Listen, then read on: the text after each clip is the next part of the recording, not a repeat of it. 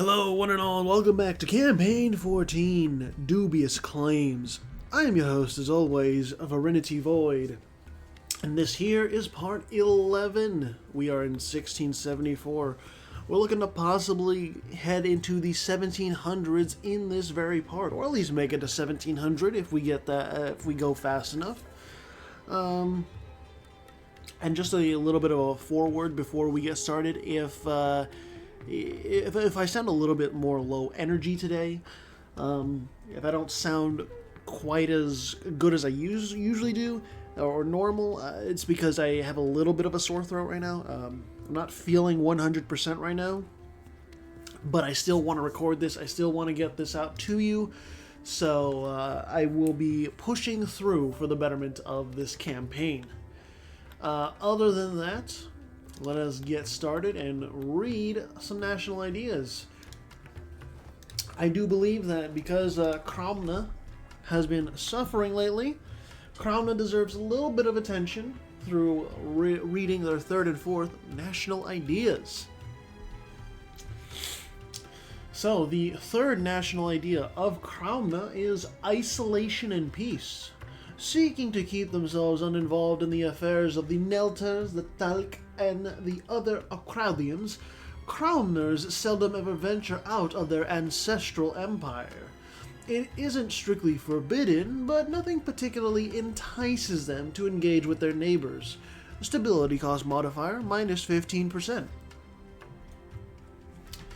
And the fourth national idea is Cromner barter economics. Not much bar iron is to be mined in the mountains and caves of Cromna. Coinage, while struck, is scarce, and usually it is preferred to trade in kind, whenever that's doable. Production efficiency plus 15%, and yearly inflation reduction minus 0.1. So, Cromna with their own sets of good economic and administrative national ideas. Now then, at the beginning of 1674, what kind of wars are we looking at? Coiny going after Needle, and Coiny is allied with the Wendish realm, so any semblance of mainland Europe power that Needle has is going to get swallowed up. Even though Cromna is defending them, Cromna will have a tough time defending against the Wendish realm if the Wendish realm goes down there. Fadel and Ardalan going after Sambas. Fontaine is going after Sicily. And that's why you see Virui, who is allied to Sicily, getting occupied. Lissenborg is going after Zazao. Loibuk is going after Sambas. Sicily is going after Genne. And Sumeru is going after Malacca as well as Avenkia. Oh my god, it's lagging a little bit. I think that's because of the troop movements. I really do. Just look at all of this. I'll slow down to speed 3. Yeah, I'll slow down to speed 3 for a little bit. And it's... we can expect that the papacy, even though they escaped to North Africa, they're not going to last much longer, in all honesty. Virui is getting torn asunder in Epirus, and Sicily will be partitioned in this. Morocco already took part in the partitioning, and Morocco, I think I've said this before, but I'll say it again, they control basically the whole southern portion of Iberia. And how close are they to forming Andalusia, or Al-Andalus? What is this? Oh, that's Zorn. Okay. Restore. Actually, they're kind of close. Morocco's not that far from restoring Andalusia. That would be pretty interesting. I'm not sure if they will. Taking on Fontaine is a tall order that no one has been able to do yet. The only one I think that can actually take on Fontaine realistically is Tennis Ball. So, good luck with that, Morocco. But still, they've been doing very well, regardless of external circumstance. Sumeru, you're not done with Malacca yet, but I can anticipate that after this war, Sumeru is going to stretch down to the Malay Peninsula. It's not going to be pretty, but it's going to be more power to him. Raishok is a tributary of MNT, and like I said in the last part, I have no idea why MNT is over here, of all places. Like, what are you doing in Manchuria? I don't know. Avenkia is facing a little bit of occupation from Sumeru because there's about 50,000 troops up here growing toward Siberia, so a little bit on edge. Let's go back to speed 4. I don't see as many troops moving, so the papacy should be pieced out soon enough. Sicily should be pieced out soon enough. And yeah, it's just going to be Fontaine as well as others growing. Interesting enough that the Wendish realm is also over here helping out Coiny. I did not think the Wendish realm was actually going to send ships over, but hey, it's good to see allies helping each other out, even if it's a naval invasion. Kazan with over 200,000 troops. Astrakhan with over 400,000 troops. That's a lot. They have way more than I thought. 400,000 troops. They might even be able to contest against the Wendish realm. Like, that is a bit much. Oh man. Not only do I have like a little bit of a sore throat, but I'm also a little congested too. So it's not fun times for me right now. But still, at least recording this can help take my mind off of things. And I have my drink here. It's might help ease the tension. Japanese Australia, it's not... The Japanese are not going to last long independently on Australia. Malgana's going to be over here. Malgana's going to take it over. It's that simple. Vijayanagara does have land in the Indian Ocean, so if Vijayanagara gets pushed out of the Indian subcontinent, they can survive on the islands, probably. Virui, did you lose any land? It looks like you lost a little bit, but it's nothing huge. It's definitely not a death blow, but I mean, you are surrounded by Donauland as well as Kraumna and such. So, I mean, you kind of maybe are already in a death sentence? I don't know. Kraumna is being attacked by Sofala as well as Paradox 2 and Bedfordshire. Oh, okay, that's against Needle. But still, Kraumna has some land over here, and they can't... Kraumna, realistically, cannot reinforce their holdings in East Africa. So, yeah, that's why they're declaring war. Paradox 1 is actually allied to Kraumna, so this is almost a proxy war of sorts. Paradox 2 is going in here and just, taking whatever the hell they want. Legitimately, Paradox 1 cannot do much about this, since even Fadl is over here. That war, yeah. Well, I suppose we know who wins the Jungle War, or the Congolese War, however you want to slice it. Oh, I need to take a drink.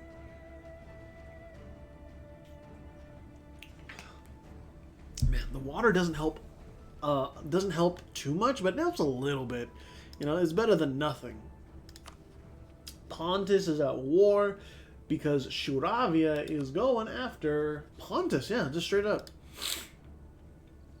I'm guessing Shuravia wants a coast down here, so if they are successful, they will split. They'll split things up with Bulgaria, and then Bulgaria will get maybe the coast. I don't know. Maybe Bulgaria pieces out first and gives that land to Shuravia. I have no idea. Fontaine taking a large chunk of Iberia now. They took over. Fontaine took over whatever Sicily had in Iberia, and Epirus took over the other half. So Sicily's capital is now in Sardinia. Epirus truly is pretty large and in charge for this region. But despite that, Bulgaria still looms overhead as a regional power broker. Bulgaria with over 200,000 troops ready to go. Needle, they have lost even more land in the Isles, unfortunately, and their last bastion of hope really is here at Scarborough. What else do we got?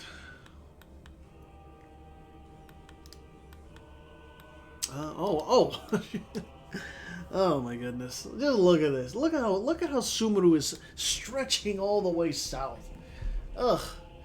Is this what you want, Sumeru? Is this what you really desire? Don't tell me that's what you want, what you really, really want. I don't think it is. Scottish China is a tributary of M&T. Nivk is a tributary of Loibuk. And Japan actually has no allies, interestingly enough. And also has Chukchi as a vassal. Okay. Ardalan conquest of Chabahar. So, oh, that's right. I totally forgot. Yeah, randomly Japan just colonized Chabahar. So, yes, Japan, you will lose this. I don't know what they were thinking, but sure. Maybe actually even Kramna might lose this land of Fadl. I'm not sure.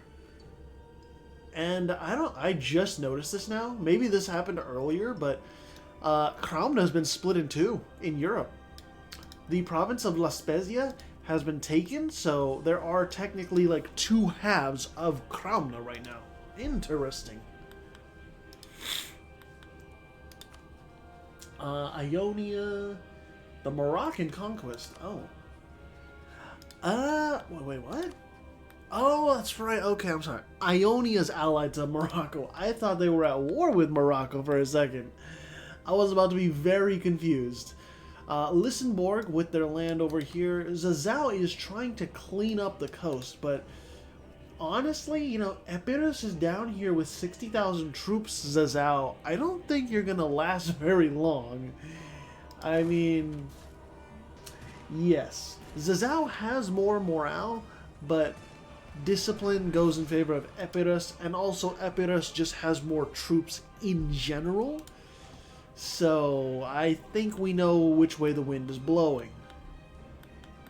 Fontaine is also monopolizing more of West Africa. They have been taking chunk after chunk, and it is, I mean, it's a periwinkle West Africa, if you want to call it that. Totemist zealots in Fontanian Colombia. And kind of interesting that they actually flipped the religion. Kaideria, you're still allied with Teotl. United States of Etruria,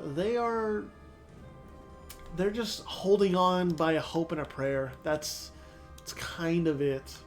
Cascadia, or not Cascadia, Rasviet under Lord Protector Francis Gloucestershire. It's not gonna last long in the face of Teotl. It's not gonna last long. Tennis Ball, power broker for majority of Western Europe, is allied with Epirus, Virui, and Fontaine. So they are doing very well for themselves. Shuravia and Bulgaria did divide up a little bit of Pontus. Not a lot, but a little bit. And then Virui is just, they can't catch a break. At war with Morocco and Ionia, and, you know, Virui still has 80,000 troops, but they're just in shambles at this point. There's no sense of coordination. I don't think I need to restart the game to fix this, but I think it's just the war. Virui can't really process what to do. Oh boy. Oh boy.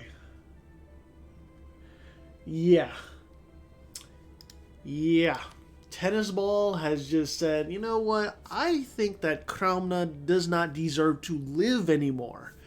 So now Tennis Ball and Epirus are going after Kramna Etruria, Needle, and most importantly, Donauland. Donauland has been drawn into this war and is just they are going to feel the wrath of Tennis Ball. That's all I'll say.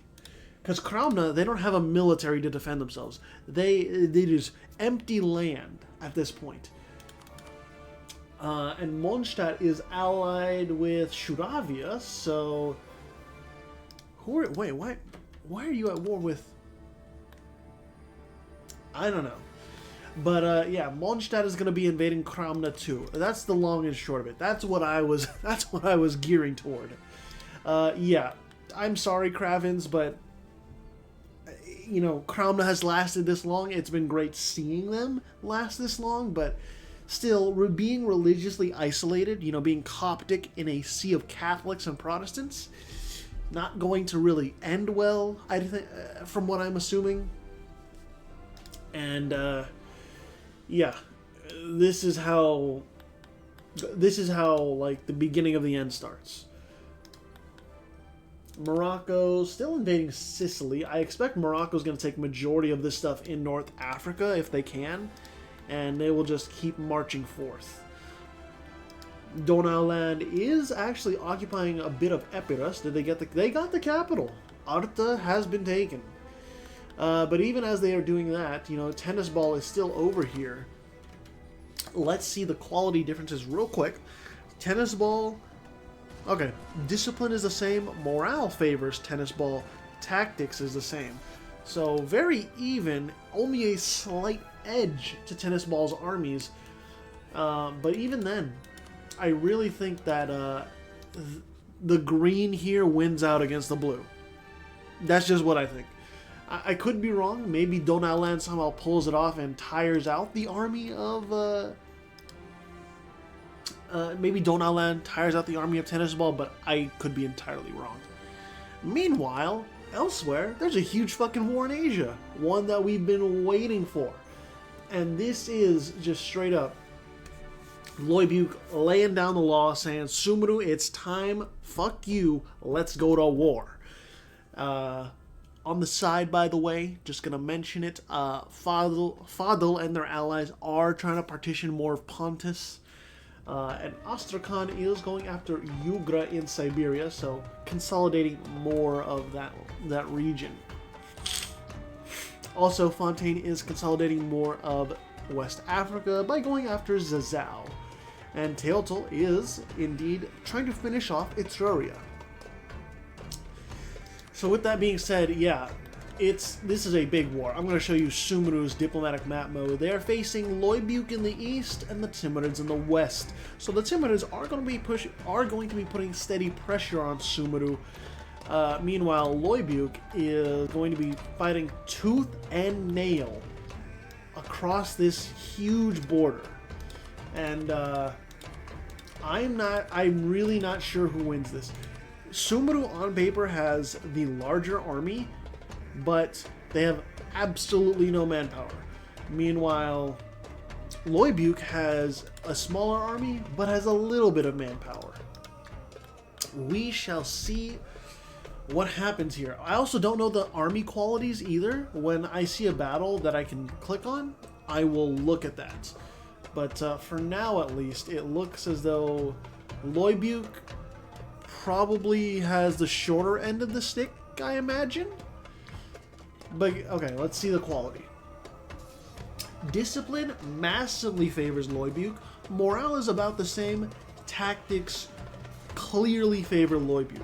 So, judging from all that, in each of these battles, Sumeru is going to be, pound for pound, Sumeru loses more troops. In fact, you know what? I'm just going to click on this real quick. I want to see if I can look at the end results of this battle. Like, look at this. They're duking it out. And Loibuk wins that. Can I see? No, I can't see. But I can look over here. Was that at Dajao? No, is that Chongqing?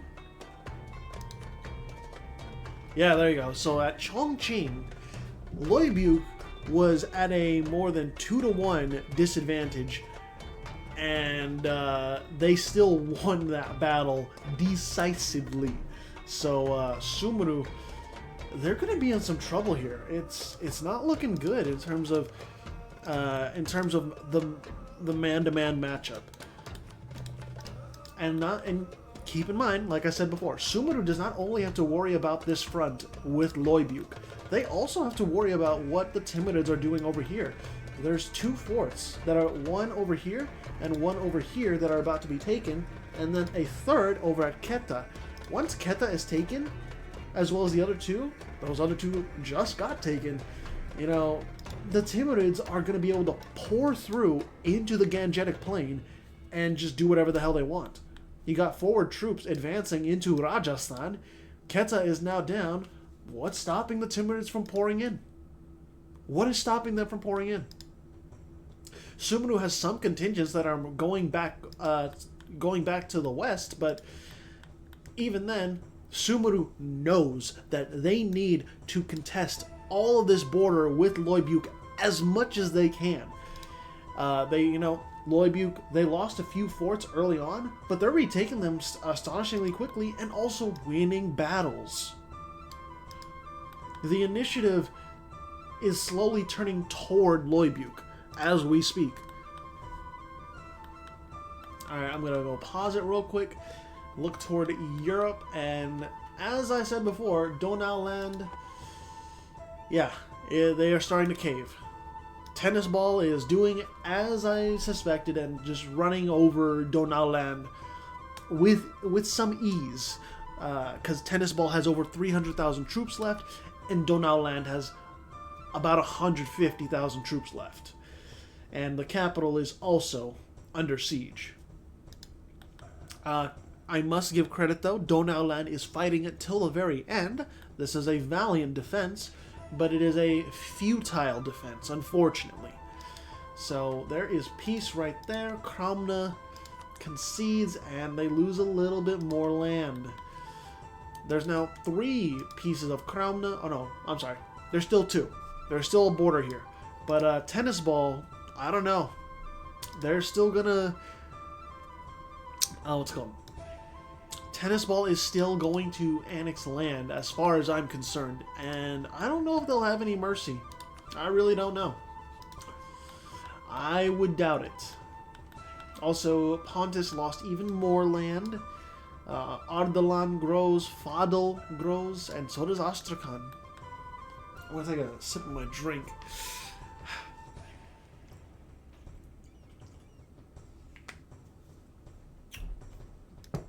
Okay. And, yeah, Loibuk still pushing on. The fort up here at Guyuan is about to go down.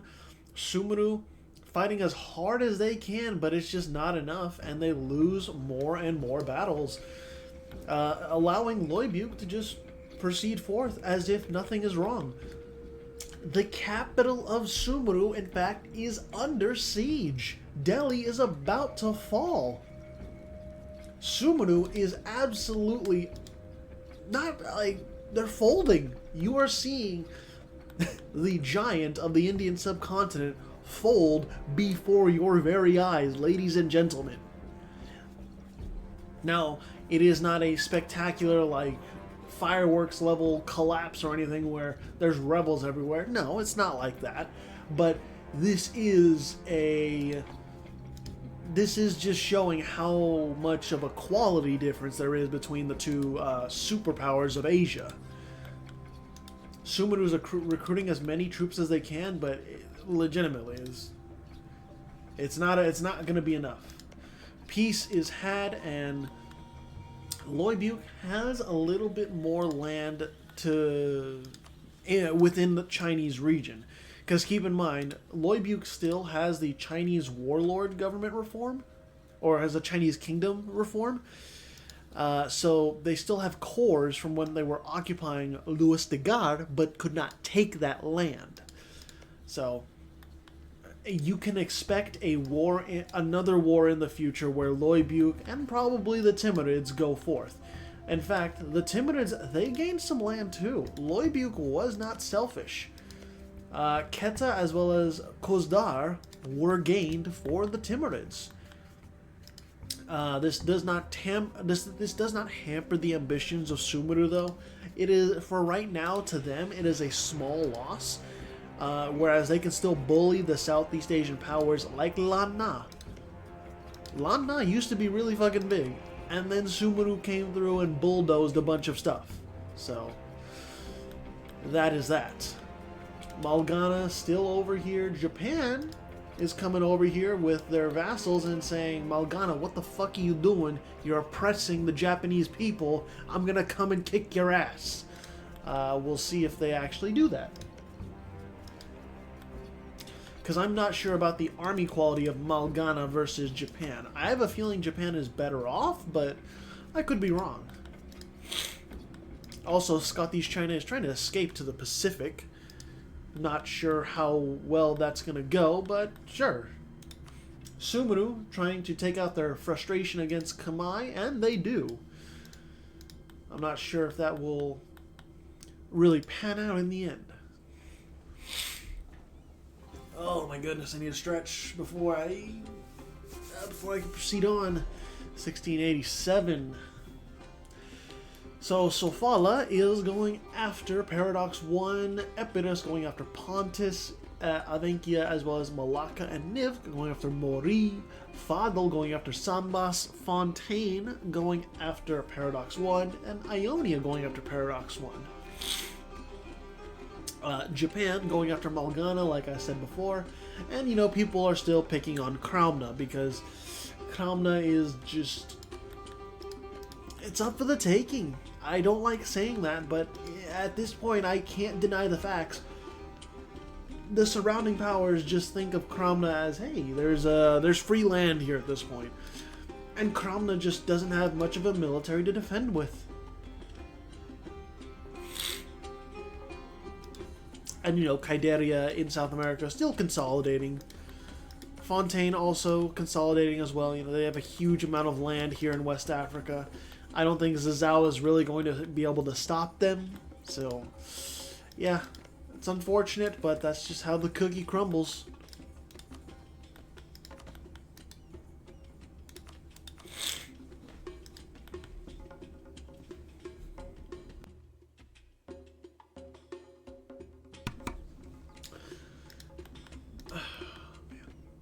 I really wish my allergies were not acting up right now. I don't know what's going on.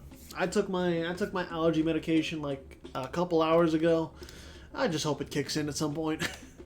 I don't like feeling congested and also speaking for a prolonged period of time because I can feel it. I sound a little bit more nasally. I don't like that, but again, I want to get this part out to you guys, and I also want to see what happens. These are interesting wars that go on. Stuff that I didn't expect. I had no idea that Loibuk was actually that powerful in comparison to Sumeru. That was a genuine shock to me. So, yeah, I'm hoping that when I record part 12, I'm in a little bit better shape. I really do. Oh, actually, I was right in my prediction. Morocco did take over whatever Sicily did have in North Africa. So good on you, Morocco. You're strutting your stuff, you're exercising your power, and you're not taking no for an answer. Kolyma has been annexed by Teotl, and now Teotl is going after Rasviet.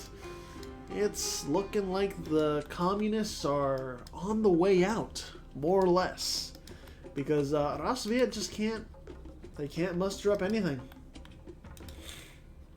Oh, actually, they relapsed from a Lord Protector dictatorship to monarchy, just straight up. Rasviet is they are no longer communist, unless you want us to monarcho-communists, if that's even a fucking thing.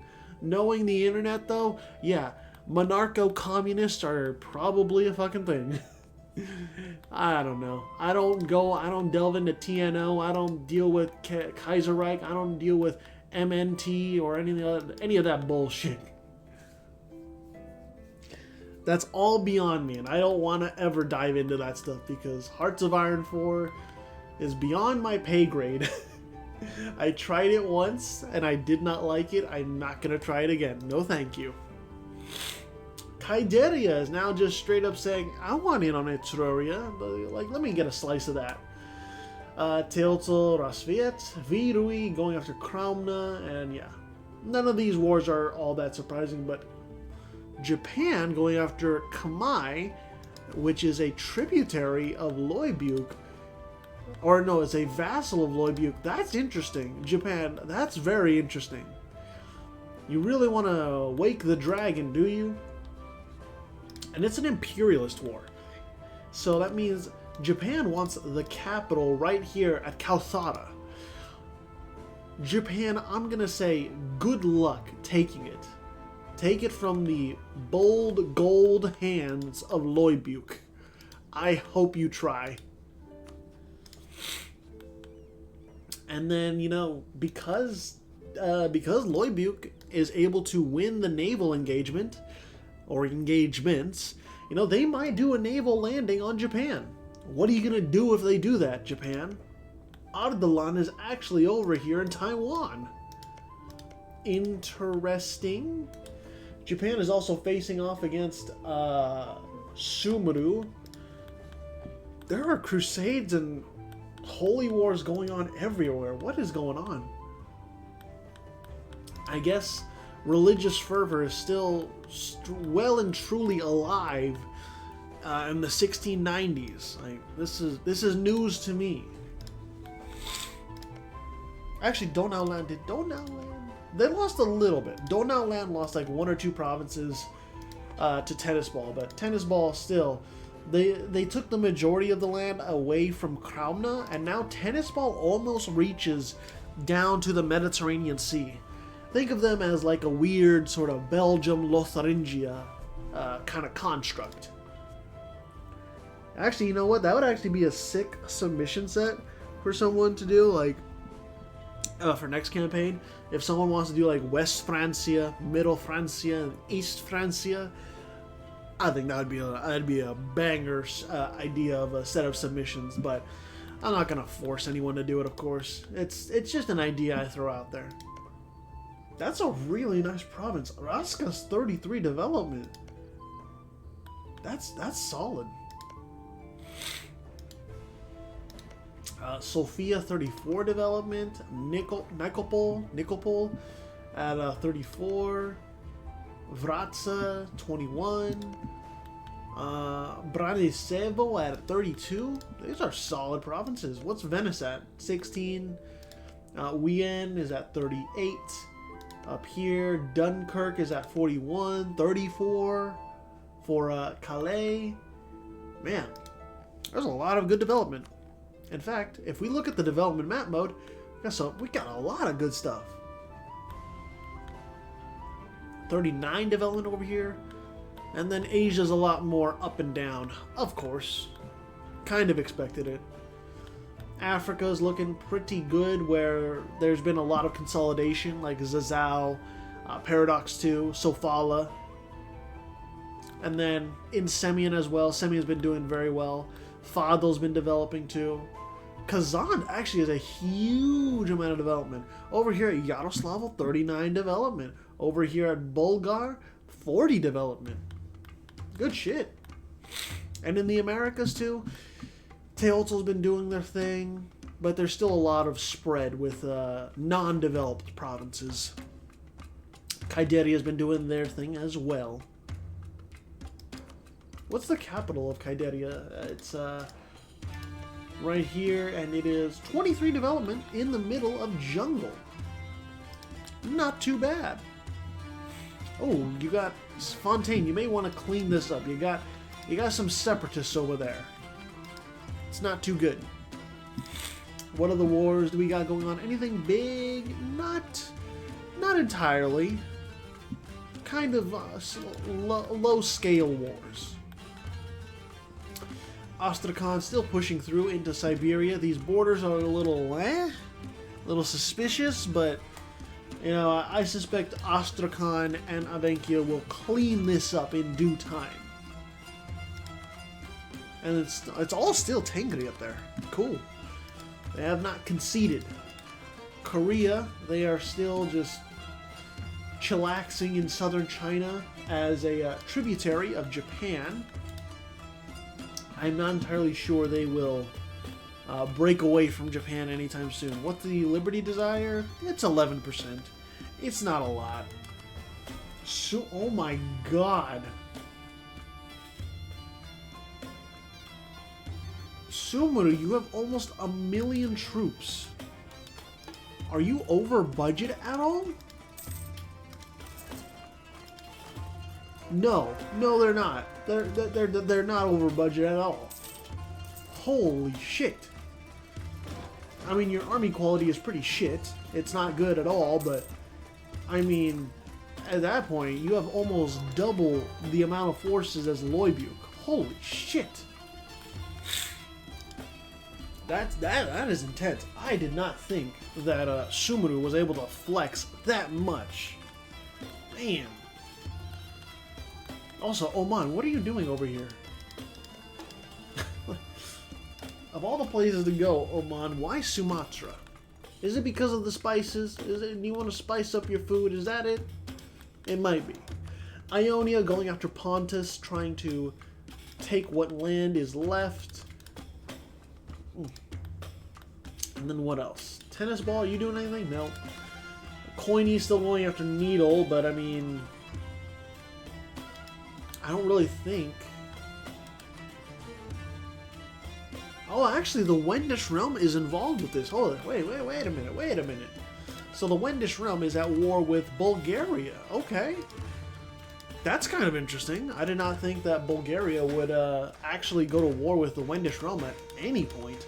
But Bulgaria is going to fold to the Wendish realm because Bulgaria has not even a fraction. Well, I guess they have a tiny fraction of the Wendish realm's army. The Wendish realm has over 500,000 troops. Bulgaria, less than 150,000. So, you know, we know how this is going to go. We know what's going to happen. Teotl taking a large part of Rasviet. Potawatomi, Arapaho is still here actually, so they are chillaxing. Kato, are you still rebellious? You are. 83% Liberty Desire, and Potawatomi has 100% Liberty Desire. So these two are just kind of thorns in the side of Teotl. But I mean, they're not going to rebel because Teotl has over 400,000 troops. What are you going to do against that? You're not going to do much. We'll probably end this off like 15 or 1697, 1698, something like that. Malgana. Did you lose? You did not lose, Malgana. Cool. Yeah, we don't have really much else. These are all just smaller wars that are all trying to consolidate regions. The biggest one that might be of significance is Semyon invading Bunyoro. Because if Semyon takes over Bunyoro in any significant amount, Semyon can easily start branching out into like Paradox 1, Paradox 2, and maybe even Sofala, and start consolidating even more. So that would be interesting to see, but I'm not sure how much Semyon is going to take in this war. Kraumna actually did lose most of their land in Egypt. They are just left with one province, which is a pretty good province, 24 development. Nothing to scoff at, but we will see if and when Kraumna loses that province. Because Kraumna, even though they are allied with Bulgaria and Donauland, they are in dire straits.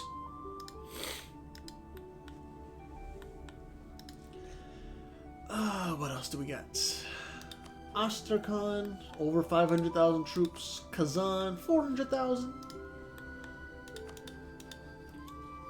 And yeah, there's just not much, not many huge wars right now. Which is a good thing. We don't need huge wars every single moment. You know, the powers need to breathe. Actually, I didn't take a look. What's the development like for Southeast Asia? I know it's not too good, but it doesn't hurt to check. Yeah, Sumatra is really struggling. Java struggling. Borneo not doing too well. And there is a couple provinces in Australia that are doing very well. Right over here with 30 development, 26, 22, and 30 development. Oh my goodness, a 30 development gold province? Granted, the most of it is not within production. It's mostly base tax, but still. That is a very nicely developed gold province. Malgana, make sure you cherish it. Kind of want to go toward the goods. There we go. I want to see the other gold mines. Malgana actually has 1, 2, 3, 4, 5, 6 gold mines. That is a huge amount. Then there's 3 gold mines in Siberia, 2 in Europe, 1, 2, 3, 4, 5 in sub-Saharan Africa, a lot in South America, and a few in North America, even one in my home state of Washington. And there's also, is that a center of trade? Yeah. An entrepot. Granted, Teotl is not taking the gold seriously. They are not developing this province at all, so I feel like they should, but I'm not the AI. I don't run those gold mines, you know?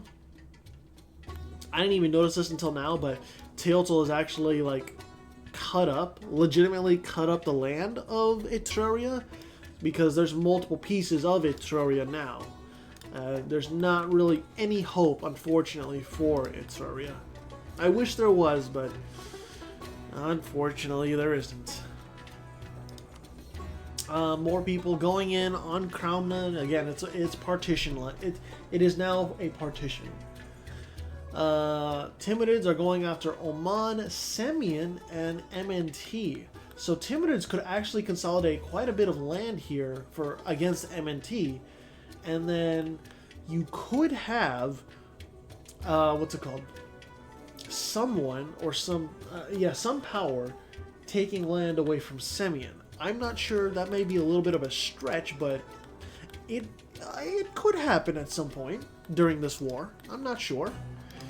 But this war against MNT and all that, we'll have to wait until the next part, because we are about to end this here part 11. August 1st of 1698. Yeah, and then in the next part, part 12, we will look at the new institution. What is that new institution? I think it's the Enlightenment, correct?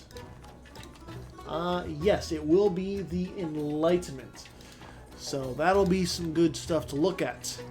Other than that, not too much to say, other than I was shocked by Loibuk and Sumeru.